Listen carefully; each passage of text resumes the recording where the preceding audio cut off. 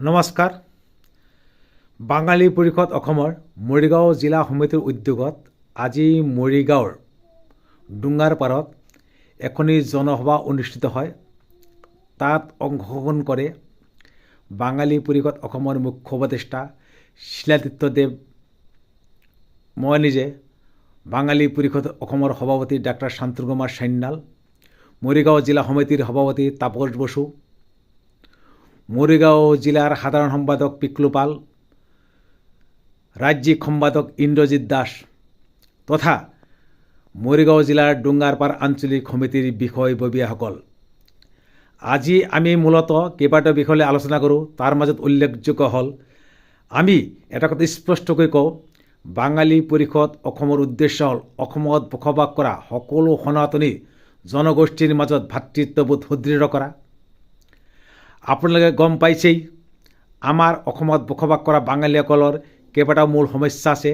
তাৰ মাজত যি মিছন বসুন্ধৰা চলি আছে, সেই মিছন বসুন্ধৰাত এতিয়ালৈকে ভূমিহীন বাঙালীসকলে ম্যাদী মাটিৰ আবণ্টন পোৱা নাই, গৰিষ্ঠ সংখ্যকেই পোৱা নাই।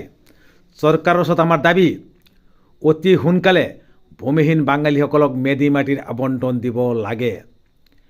ডি ভোটাৰৰ ক্ষেত্ৰতো গম পায়, যেনেকৈ গোৰ্খাসকলক কেবিনেট ডিচিশ্যনলৈ অসম চৰকাৰে ডি ভোটাৰ মুক্ত কৰিছে, ঠিক তেনেকৈ অসমত বসবাস কৰা বাঙালী হিন্দুসকলকো কেবিনেট ডিচিশ্যন লৈ ডি ভোটাৰৰ পৰা মুক্ত কৰাব লাগে।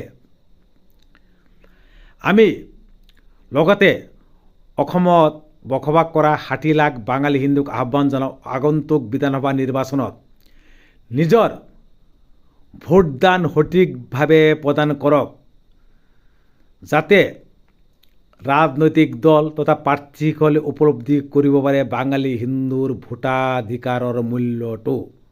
আৰু আশা কৰোঁ আমি যে বাঙালীসকলে নিজৰ ৰাজনৈতিক অধিকাৰ সঠিকভাৱে সাব্যস্ত কৰিব। আমি বাঙালী পৰিষদ অসম সদায় আছোঁ অসমৰ বাঙালী জনসাধাৰণৰ লগত, অসমৰ সনাতনী হিন্দু সমাজৰ লগত। ধন্যবাদ। জয় আই অসম।